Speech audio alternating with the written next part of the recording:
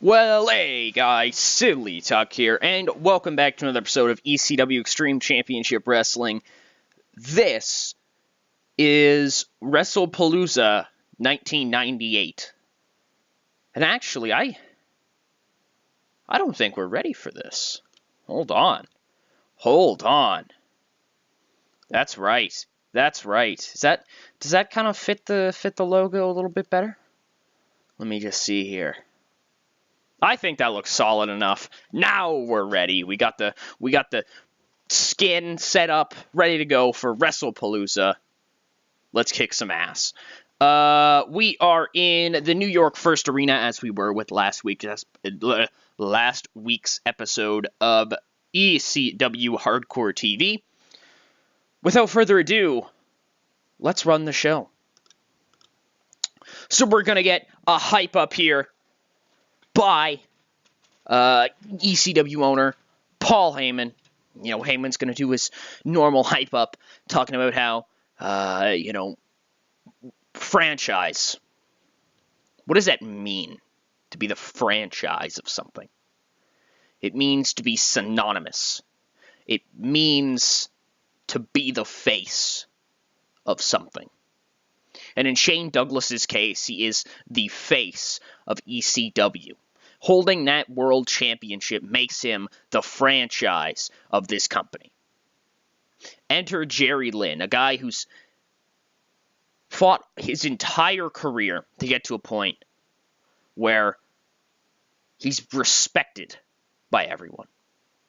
And Jerry Lynn is without a doubt respected by everyone. But tonight, that respect can be doubled, tripled. Jerry Lynn has an opportunity to win the ECW World Championship. Will he be able to do it? We're going to find out later tonight. We kick things off with Joey Styles in the ring. You know, the crowd chants ECW at him, and he welcomes everyone to ECW Wrestle Palooza 1998. Douglas versus Lynn. Thank you all so much for coming out. And without further ado, let's rock and roll. We're going to open things up with the... You guys can't see the name of this, but this is the 370 Gaming Memorial Battle Royal. I was informed, sadly, before we went live that 370 is not dead. So, yeah, it's not working too well. But anyways, we have this big battle royal just to get some guys on the show, you know, to get a good feeling going. And Spike Dudley wins 370 Gaming Memorial Battle Royal. The other members of the Final Four were Little Guido and New Jack and Big Dicker Dudley. Little Guido was the final elimination. Balls Mahoney got the most eliminations. Balls showing his size, showing his strength. Overall, match did really well. I'm not too disappointed with that. Guido was held back, which is alright. Doring got an awful rating for his gimmick, which is weird, because I thought that gimmick fit him. Maybe Doring's just fucking garbage. Who knows? We got some improvements, which is good to see. And people still fucking hate Big Dick. I don't understand why everybody hates Big Dick. I like Big Dick. I hope you guys like Big Dick. Yeah, Big Dick's good. I like Big Dick. Moving forward, we have the triple threat meeting backstage. It's Douglas, Storm, and Candido. And, you know, Candido's telling Douglas, listen, Shane, we got you, all right? Anything you need tonight in that main event, we got you, all right? You know, me and Storm up next, all right? We're gonna team up, and we're going to take on the Can-Am Express, but that's not going to matter, because come main event time, all right, we're doing whatever you need us to do in order to get you that victory, in order to get you out of here with that belt. And he says, well, Chris, Lance, thank you both. You're the two best compatriots, comrades, confidants a franchise could ever ask for. And this belt, this isn't just mine. This isn't just a beacon of my success. It's a beacon of this entire group's success, the three of us. It's a beacon of greatness for the triple threat. And I'm going to make you guys proud tonight. And Lance says, hey, Shane, don't worry about making us proud. Make sure you come out champion. Shane says. Of course, Lance. Of course. So we move into that tag team match, I do believe. Yes, it's a 55 C-. In a decent match, Candido and Storm defeat the Can-Am Express in 10:09 when Lance Storm defeats Phil LaFon by submission with Canadian Maple Leaf. Lance Storm's a really damn good worker. Phil LaFon got hurt in this. Damn, got a bruised tailbone. Basically, this match really works around Candido and Storm showing some great chemistry together. They really work well together. The two members of the Triple Threat that are, of course, not Shane Douglas, the world champion, teaming up. And they take it to a pretty experienced team, and they pick up the victory, something that's going to be really interesting. Of course, the Dudley Boys looking for new contenders. Candido and Storm might very well be in that list now. Overall, the duo doing their thing. They're getting things done. And Storm makes Phil LaFon tap. I'm very, very pleased with that. I'm sorry if my talking pattern is kind of different than usual. I've got like the hiccups or something right now. I don't really know. I'm forced to keep swallowing every once in a while. Thank you, Gabe. I noticed that. So backstage, we have Dreamer, Sandman, Woman, and Beulah, and they're cutting a promo on the new era. Dreamer says, it's really hard to take a vacation nowadays. I'm back, and while I was gone, Van Dam found a buddy. He found a guy who shares his goal, his vision, but slightly altered from before. Van Dam no longer wants to leave this company. He wants to alter the very fabric of ECW. But we're not going to stand for it. Isn't that right, Sandman? And Sandman says, that's right, Tommy. You see, I think the two of us epitomize hardcore wrestling. This extreme championship wrestling. I think we epitomize what this company stands for. And Woman says, you both certainly do.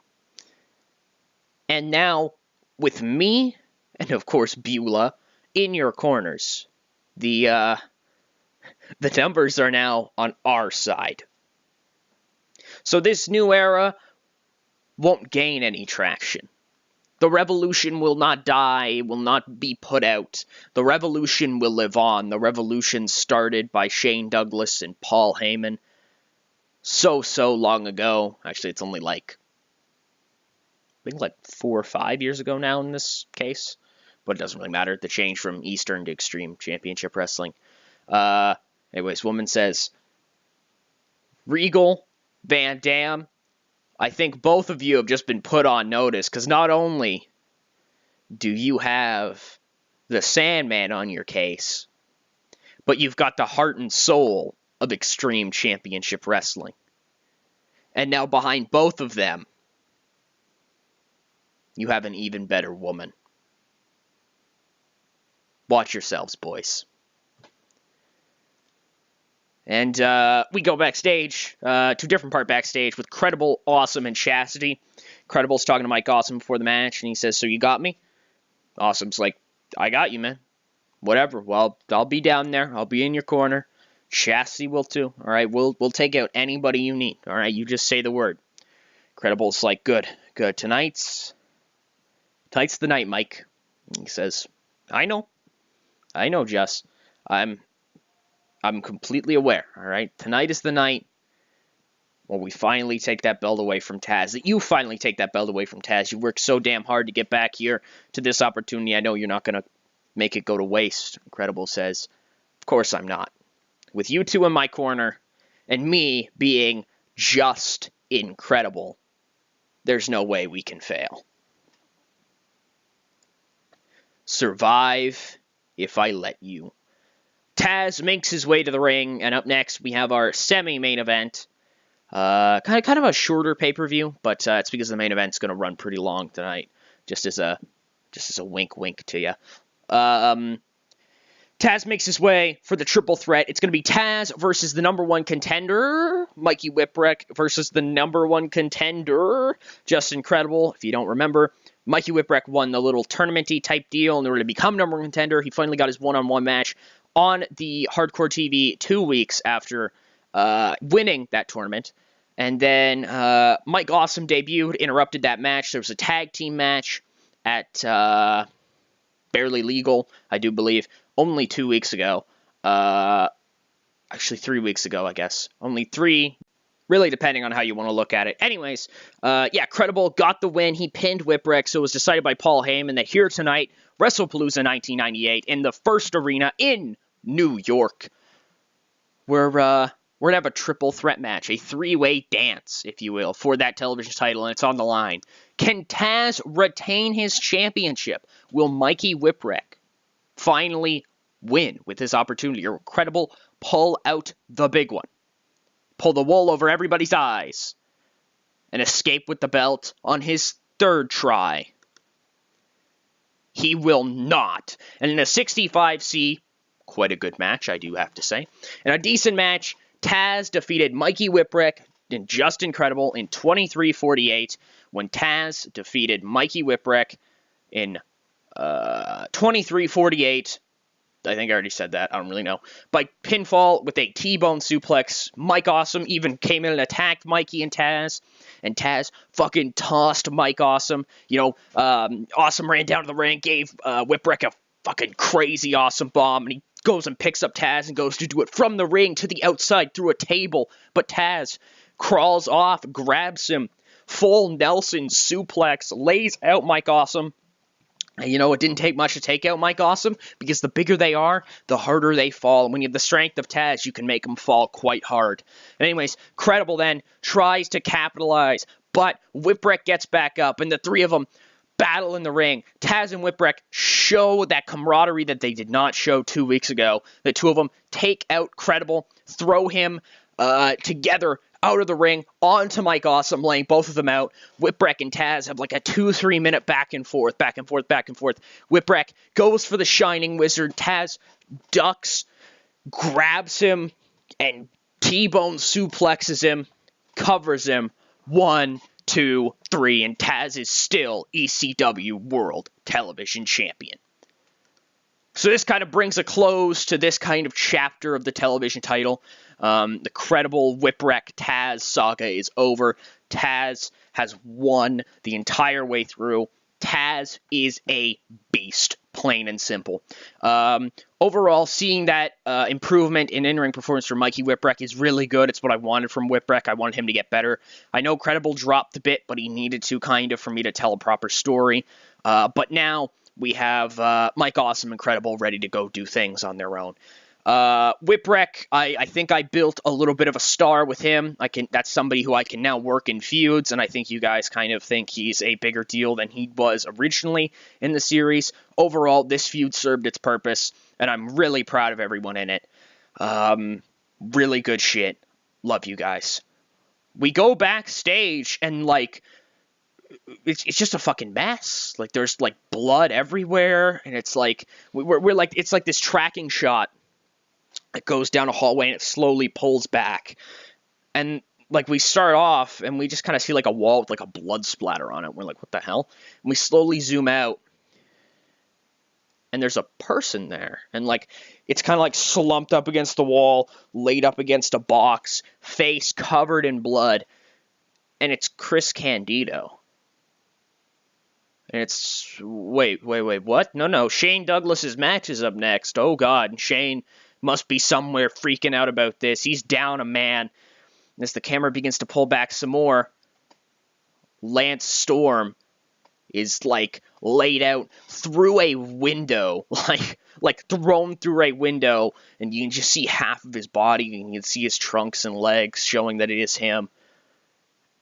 And what the hell? And we zoom out a little bit more, and with kind of her head stuck in a door, looks like the door was slammed onto her head or something like that, her head still kind of in the door, pool of blood. It's Dawn Marie. And we zoom out, and around the corner, it's the suicidal, homicidal, genocidal maniac, Sabu. Remember, he was taken out 2, 3, 4 months, no, it was probably about 4 months ago now, by Shane Douglas in the Triple Threat, and He's back, and he's even the odds for Jerry Lynn in the main event tonight. It's going to be a one-on-one battle between Douglas and Lynn. No bullshit. And we see Sabu, and slowly Fonz pops up into the frame and just says, "He's back," and then blows his whistle. The whir, whir. Is that a whistle? Whir, whir. Whistle noise? Question mark? I don't know if that was that. But holy shit, Sabu's back, and he's just laid out the entire triple threat, and they look fucked up. And Shane Douglas makes his way to the ring with his belt. And he's fucking shaken up. He's like, what the fuck have I just seen? Oh my god. Oh my god. Lance, Chris, and Don are dead. Francine was like here, but I think she's already gone to Mexico in the time that like those two segments happened. Oh my god. Why did we even pay her for this show? I should have just left her off. I mean, Paul should have just left her off. I mean, Tuck should have, we're all the same person, technically. And Shane's like, oh, good God. Oh, good God. Anyway, Shane Douglas kind of shakes himself, and it's time for your main event. Fighting out of the red corner, weighing, I don't know, some amount of pounds from, like, wherever the hell he's from. He is the challenger. Dynamic Jerry Lynn. And fighting out of the blue corner, from wherever the fuck he's from, weighing in at whatever the fuck he weighs. I maybe should do these more often, maybe I should, like, write this stuff out ahead of time, you know what I mean, like these stats and stuff like that. He is the ECW World Champion. He is the leader of the Triple Threat. He is the franchise, Shane Douglas. And it's time now for history to be made. The match focuses around Shane Douglas's brawling ability, but Shane Douglas isn't just a brawler, he's a jack of all trades, and he proves it. He starts to outclass Lynn very early, and Lynn is taken back by the fact that Douglas is a very, very good technical wrestler. He may act like a coward, but when push comes to shove, Shane Douglas is a machine at technical wrestling. He can also brawl with the best of them. He's got the occasional high-flying move when he needs to. He's a very strong guy. Shane Douglas, by all means, is the franchise, and he's the total package. He battles Lynn, and Lynn just has no answers. Lynn is destroyed. He's getting laid into. Douglas is on a mission after seeing his teammates beaten down, laid out. He's going to retain this belt for them, and he goes and he just keeps hammering away on Lynn. And Douglas is this motivated monster. And then Douglas starts to get cocky. He takes his focus away for a bit. Taunts to the crowd. Goes to the camera and starts yelling at Sabu through the camera. Like, I'm coming for you, motherfucker. I'm going to find you. I'm going to find your manager. I'm going to tear you both limb from limb. All three of us are, plus Dawn. We're going to get you, and that allows Jerry Lynn to work back into the match. And he starts to work down Shane with these holds, but Shane gets momentum again. And gets momentum again. But every time Shane picks up momentum, he loses it to taunting and to talking. And then finally, we come to the finish of the match, and Jerry Lynn has control. He's going to lock in the armbar, but then Douglas powers out of the armbar. I'm trying to think of what Douglas's finish is. Isn't it like, it's a belly to belly, right? Yeah. He kicks Lynn off of him, grabs his arm or whatever, goes to do the belly to belly, and he spins Jerry Lynn around. But Lynn escapes. Douglas's arm has been worked down from the arm holds and submissions, working towards that cross armbar. And Douglas is like, oh my god, my arm, wow, that really hurts, and he's all of a sudden hit by an enziguri, and he's knocked down, defenseless. Jerry Lynn locks in the cross arm breaker, and he makes Shane Douglas submit in 35-42, and he wins the ECW World Championship. Jerry Lynn has climbed to the top of the mountain, and he now stands above all. We end Wrestlepalooza with a new champion, a new franchise, a new star player, a new ECW World Champion. I guess I opened with that, but still, I can end with it. Pretty good match overall. Very impressed with that. Very good show overall. Very impressed with that. I'm very proud of everybody. I'm gonna talk to Shane. I'm gonna praise him for a great performance. I'm gonna do the same to Jerry. And I'm going to... who else should I talk to? I'm going to talk to Mikey, and I'm going to give him some encouragement. Actually, no, I'll compliment him on a good performance, because not Mike Awesome, Mikey Whipwreck. Shane was very happy. Jerry Lynn seemed pleased. Mikey Whipwreck seemed pleased. So overall, there you have it. There's not hardcore. There was nothing hardcore about it. It was just Wrestlepalooza, and we have a new champion. Let me know what you think about it down below. We did it. We have a new champion. Chuck Norris to retire. Rest in power. Did Hardcore TV get a better rating than Wrestlepalooza? It got the same rating, which is good. I'm very proud about that. I'm very happy with that. Overall, I'm very happy with both of those shows. I think they're definitely going to help us out a lot in the coming. I don't know, they're just going to help us out, period, I guess. Tomohiro Ishii's changed his body type. He's now obese. Fuck yeah, boys. Ishii's bulking the fuck up already. He's getting ready to go. Phil LaFon got hurt. I'll check that out here in a minute. Wrestlepalooza, is that our best buy rate? I think it's our best buy rate, isn't it? Or is that buy rate down? It might be down. Sabu has morale issues. What the hell are his morale issues? He's irritated at being left off fucking everything. That's okay. I will pay everybody off, all right? I have money now. We're going to be making money, okay? I will get... Okay, you can shut the fuck up, Danny Doring, okay? Because your gimmick should have fucking worked for you. It just didn't for some reason. Draws can fuck off. I'm going to pay everybody off. I'll do it in between episodes here. Don't worry about that. Yeah. We have a new champion. I just want to show you guys the picture here. There it is. 100 A-star prestige for the ECW World Championship. Jerry Lynn. I hope you all have enjoyed this episode, this kind of run. I don't even know. This feels like a culmination of like a season, I guess, because the championship changed hands. The world title, the world title changed hands. The television title kind of feud is over. We ended the tag feud a little while ago, but not all feuds have ended, as the new era and Sandman and Dreamer are still locked in their battle for supremacy. Who will succeed? Will it be the Revolution? Or will it be the new era? Are they even going to fight? Well, they're going to fight, let's be honest. But how long will that take? Will it be a 2-on-2? Will it be a 3-on-3? Are there more players in this game? Who knows? But something very, very interesting I might want to bring up. Jerry Lynn isn't that hardcore of a guy. He's now our world champion. Were the new era right all along? Thank you all so much for watching. I hope you guys enjoyed. If you want to follow my Twitter, you can do so. It's up the top of my channel in the little banner header type deal. Click on the little bird. You can go over there. You can sub. You can follow.